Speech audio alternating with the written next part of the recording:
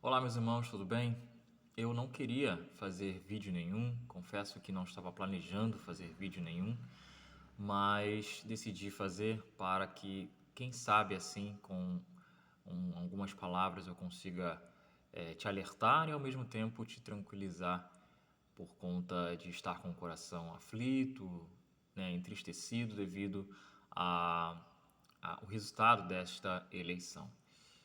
Veja bem, engana-se aquele ou aquela que achava ou acha que com este presidente que está aí, né, o atual presidente Bolsonaro, continuando na presidência, nós iríamos, como igreja, tá? Eu estou aqui falando num contexto de igreja, continuaríamos vivendo uma prosperidade. Eu vou explicar o porquê.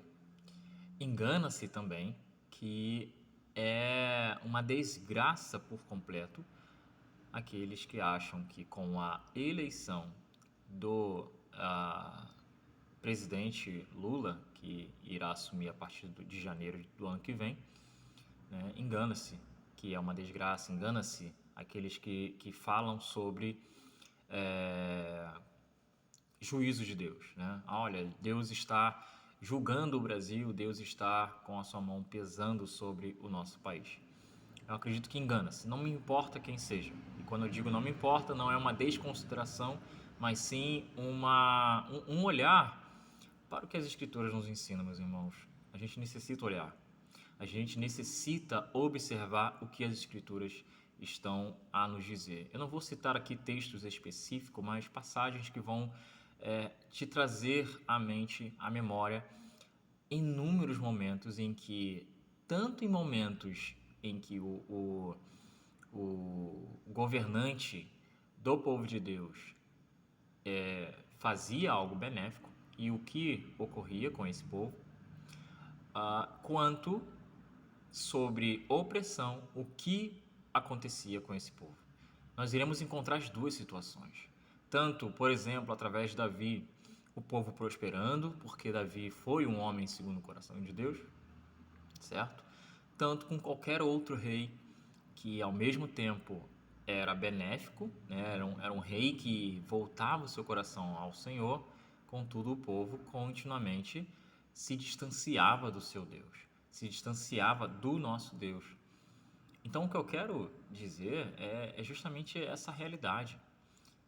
Não importa tanto ou quase nada quem está na presidência. Óbvio que nós temos uma posição. Óbvio que nós gostaríamos, e eu sou uma delas assumidamente, que o presidente atual permanecesse. Contudo, isso muito poderia ser algo maléfico para nós, um local escorregadio para nós, do que outra coisa. Pode ser que com este presidente ao qual nós não queríamos, que é o Lula, a igreja viesse a relaxar tanto quanto acredito que já está. Não é à toa que as coisas estão do jeito que estão, como foi a campanha, inúmeras pessoas extrapolando, avançando a linha do que é correto em exercer como um cristão e como um cidadão, né? Extrapolando a linha, saindo mesmo da linha, sendo tão extremista quanto aqueles que eles combatem, entende? Então pode ser que com o Lula sendo presidente, respeitosamente deve ser, né, considerado presidente, porque o nosso Senhor ele nos ordena a orar e respeitar toda e qualquer autoridade, porque não há nenhuma autoridade que não venha do Senhor, que o Senhor não a tenha colocado lá. Então, se ele está aí novamente, é porque o Senhor assim o quis, ok? Então, de novo, não se engane, não se engane, acreditando que é uma total desgraça. Sobre opressão, agora eu digo, e recordo aos irmãos, ou informo aqueles que não sabem, sobre opressão, o povo de Deus cresce, ou sempre cresceu, sempre. Veja na história da igreja, Veja até mesmo com o povo de Israel, um povo que sabe o que é ser oprimido, sabe muito o que é ser oprimido, passou por alguns exílios, por inúmeros povos que subjugaram Israel. Contudo, veja o que eles são hoje em dia. Veja o que eles são. Talvez esteja necessitando aqui na nossa nação algo desse tipo. E a gente precisa entender quais são os planos de Deus através das Escrituras. Parar de querer tentar adivinhar o futuro. Irmão, então você acha que com esse presidente retornando, né, o Lula, vamos ter chances de um bom governo? Não é essa a ideia. Não é isso que eu quero dizer. Eu também não sei. Né? Olhando para o que já foi feito, eu diria que não, mas a questão não é essa. A questão é o que nós, como igreja, devemos fazer. Qual é a nossa posição? O que nós devemos estar pensando, o que nós devemos, ou melhor, quais são as nossas motivações. Elas não devem mudar, tem que ser as Escrituras para fazer todas as coisas. O nosso supremo comandante é o Senhor.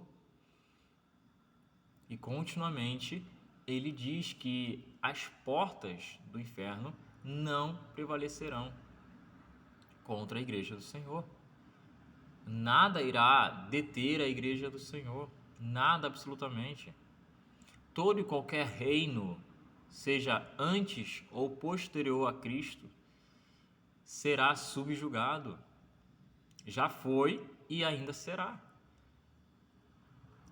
Então, meus irmãos, não se desespere. Não se desespere. Talvez muitas coisas aqui não estão te fazendo sentido agora, mas farão, acredito eu. Não se desespere.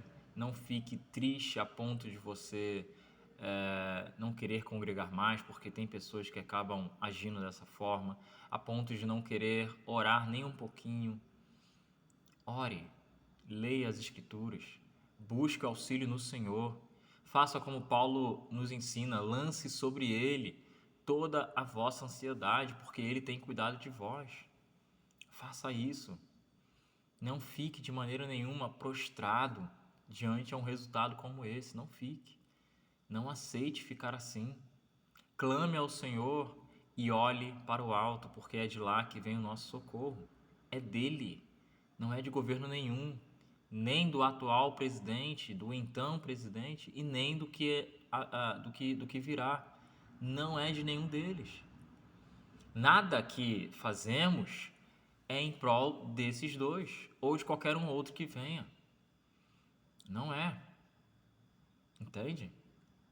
Então, de novo, não se engane achando que o atual, se permanecesse, iríamos viver de vento em popa. E eu até falei, né, que ia explicar por que eu disse que se o atual permanecesse, nós não deveríamos nos enganar com prosperidade. Você tem que ver o que significa prosperidade. Financeira? Isso pode te colocar em lugar escorregadio. Leia o Salmo 73, por exemplo. Leia o Salmo 73. Você vai ver a prosperidade do ímpio para onde vai. Que a prosperidade segundo o ímpio, segundo o mundo, são coisas materiais. Não estou dizendo que isso é ruim para nós, no sentido de obter lucro. Você pode obter lucro, você pode ganhar, ser milionário, trilionário. A ideia não é essa, não é querer inibir alguém de ter melhorias na sua vida, de jeito nenhum. Mas o que eu quero dizer é que prosperidade, segundo o mundo, é lugares escorregadios. Acredite nisso. A prosperidade para o verdadeiro cristão, ainda que tenhamos milhares de coisas, milhares de benefícios materiais, a prosperidade para o cristão é estar com Cristo, é estar unido a Ele, é vencer o pecado, é estar constantemente orando, conseguindo ter frutos através da oração, é conseguir ler as Escrituras e compreendê-la. Isso é prosperidade. Maravilhoso para o verdadeiro crente. De novo, para que não me entendam mal, Podemos e devemos buscar ter quem quer carro, casa, um salário melhor. Com certeza, busque isso. Mas as coisas do alto é muito melhor. Essa prosperidade é muito melhor, porque é um tesouro onde o ladrão não rouba, a traça não corrói, ok? É isso que o Senhor ensina no Sermão do Monte. E é isso que nós devemos lembrar e pôr em prática. Não se engane, não se atemorize, não permita que o seu coração esteja tão aflito que você não consiga fazer mais nada em prol da sua vida, da sua casa. Arregace as mangas, trabalhe mais ainda, ore mais ainda. Eu ouvi uma frase, li também uma frase muito interessante. Se a aflição já te fez orar, ela já te abençoou. É esse olhar que nós devemos ter. É esse olhar que nós devemos ter. Buscar no Senhor esta bênção, de falar com o Senhor do universo. Não é com o presidente, não é com o governador, não é com o rei, é com o Rei dos Reis, Senhor dos Senhores, o Criador dos céus e da terra. É esse privilégio que a igreja tem. Abrace isso, mantenha-se firme. Logo o nosso Senhor virá nos buscar. Amém? Um grande abraço.